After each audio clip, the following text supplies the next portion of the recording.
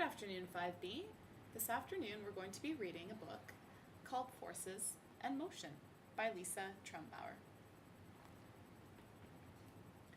Everything around us is in motion. We can see planes flying overhead and cars driving down the street. We move as we walk to school or pedal our bikes. Even the planet is moving. But why do things move, and how? These questions have fascinated scientists for centuries. We consider an object to be in motion when it is not standing still. This may seem fairly obvious. An object tends to remain at rest or keep moving in a straight line. In order for an object to move or stop moving, a force must be applied to it. This is one of the laws of motion. The tiger's powerful legs exert a force that sets the animal in motion. Two forces are at work here. The children are applying force to throw the snowballs, and gravity is pulling the balls downward. These combined forces are why projectiles, such as snowballs, move in an arc. The swan's muscles make its wings flap. The wings move the swan's body, which provides the force that moves the water. Several forces move this hang glider.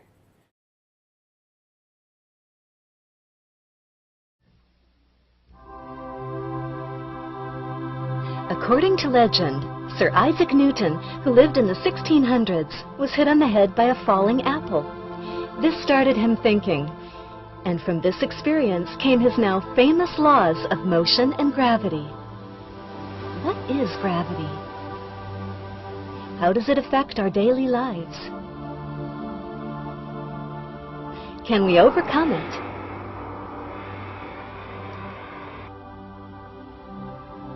How have plants and animals adapted to gravity? These are just some of the questions we will answer in this issue of Science Screen Report for Kids.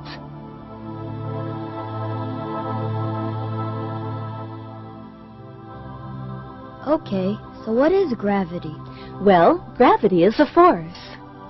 Something like magnetism, and it's always around us. When we let go of a ball, it falls. It's attracted to the earth. That's right. Things fall down and not up. Exactly. Without gravity, up and down would be meaningless words. Scientists also tell us that the force of gravity is relative to the mass of the object. Actually, the greater the mass of an object, the stronger its gravitational force. For example, on the Moon, which is much smaller than Earth, the force of gravity is only 1/6 of what it is on Earth. Hippity hopping over hill and dale. Da da da da da da da da da da da da. Hippity hopping along. So a 150-pound man weighs only 25 pounds on the Moon. What about astronauts in space? They're weightless and just float around. Good question.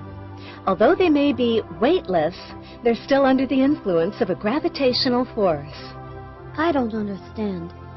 To explain about weightlessness, we have to go back to Newton's first law. It says that a body at rest will remain at rest unless acted upon by an unbalanced force. And a body in motion will continue in motion in a straight line until acted upon by an unbalanced force.